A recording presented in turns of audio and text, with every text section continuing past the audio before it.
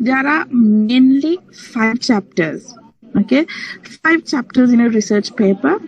It can be 6, depending on your decision.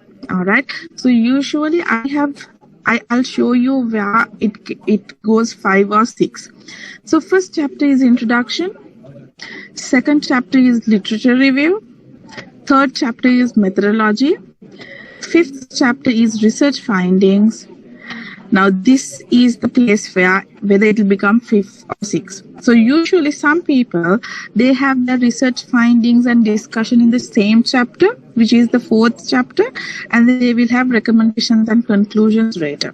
But I always think if you put research findings separately, your discussion can be much stronger. So in the introduction, the first paragraph should explain why you're doing this research and what the purpose of the research. So any person reading your first paragraph will know, okay, this research is about this. You got my point? So that is academic writing. You have to explain what is the purpose of the research. And then you can build up the introduction about saying, okay, why you have to do it, why you thought of doing it, what is the methodology you will be using. Likewise, you can explain everything in shorter form. So that will be your introduction. And the last paragraph, your introduction, should develop in a way that it opens up the door to discuss about the literature. All right. Now, when you're writing the literature review, you have to understand your topic. That is the key to success. Why I'm saying that is key to success, the subtopics understanding in your literature review will link to the data collection, will link to the research findings, will link to your recommendations, will link to your limitations, conclusions, and all this other stuff that is followed, all this stuff. So you have to understand, okay, what are the subtopics, or understand your topic well, because it will be the basement for your data collection, whether you're going for qualitative or quantitative, whatever the method you think, that will be your basis. And depending on your the data collection method, that will directly influence your research findings, and of course your discussion, of course your recommendation. So you have to understand literature review, though it's very tiny part, it plays the foundation role of your research.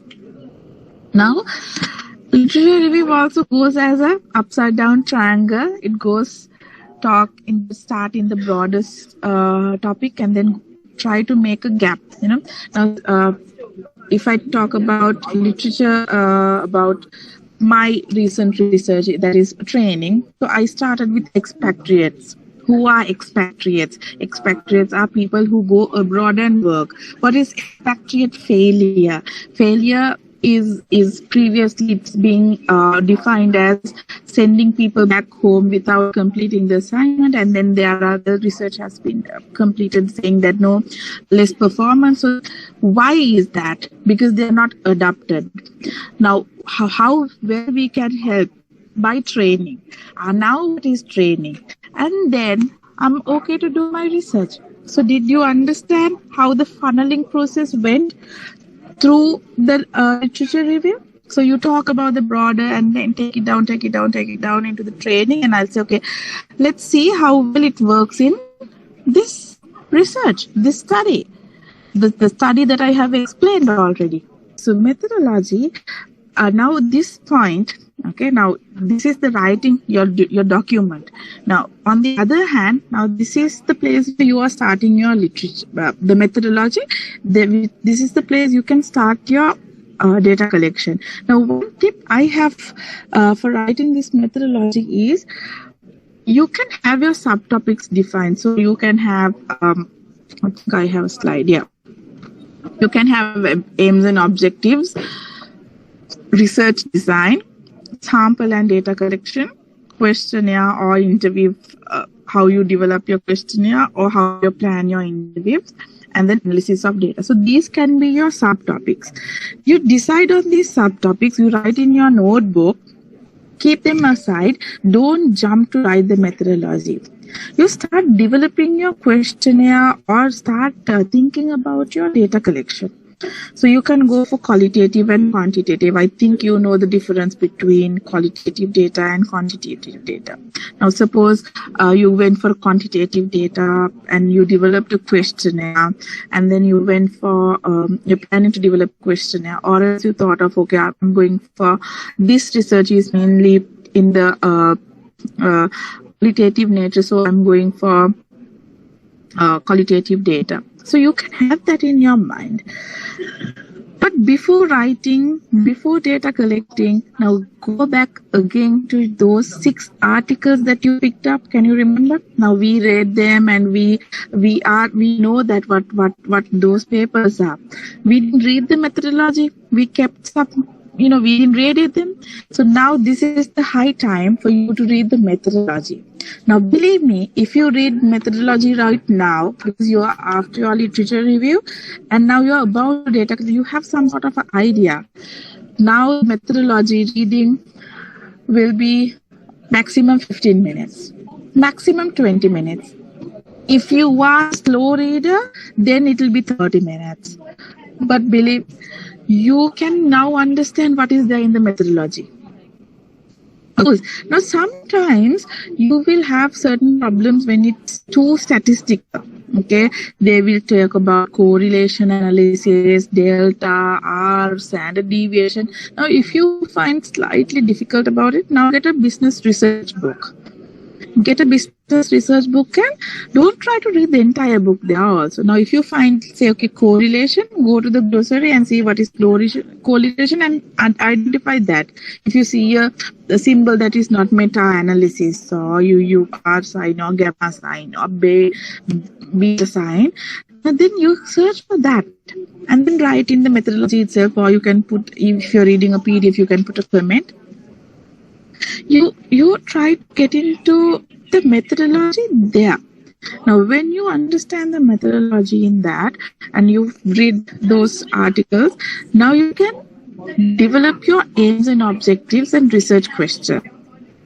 What you have to do. Now, see, did I ask you to write the research question at the beginning?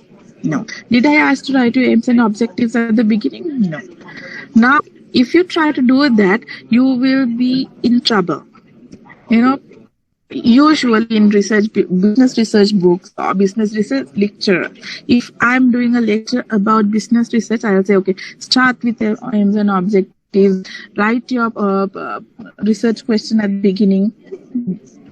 That's not the practical way. If you are a hands-on researcher, you can write it after your literature review. You will know. Believe me, you will start writing the research question when you're when you're doing your literature review. You will start to develop it. And when it comes to methodology, you can fine-tune it because you're very thorough with this thing. And it will be easy. It will not take time. You write aims and objectives, and then you think about your research question. Now you're good enough to develop your questionnaire also. Now, if you are having a supervisor, now this is a place that you have to show your literature review and get the comments, and also show your data collection. If a questionnaire or a interview, you have to show to the supervisor and get the help. Now, if you don't have a supervisor, this is again a place where you can do a focus group discussion. In this, by saying focus group, I mean you can talk with your peers, friends. You can talk to a few people who would have a brainstorming session and see, okay, are these questions are good? Are these questions misleading? Are these questions will develop a proper correlation? So this discussion will help you to fine tune your data analysis or your data collection method. Now, so now we are at the methodology. So you have developed your aims and objectives and the research question, and you have your you are building your data collection method, maybe a questionnaire or maybe an interview. If you are about to write your first paper, I suggest you to go for a questionnaire and a quantitative one. Then later on you can go to qualitative one. When you understand, it's easy to understand quantitative research methods, and then now you can slowly start to write your methodology. Things will flow into your mind just like that.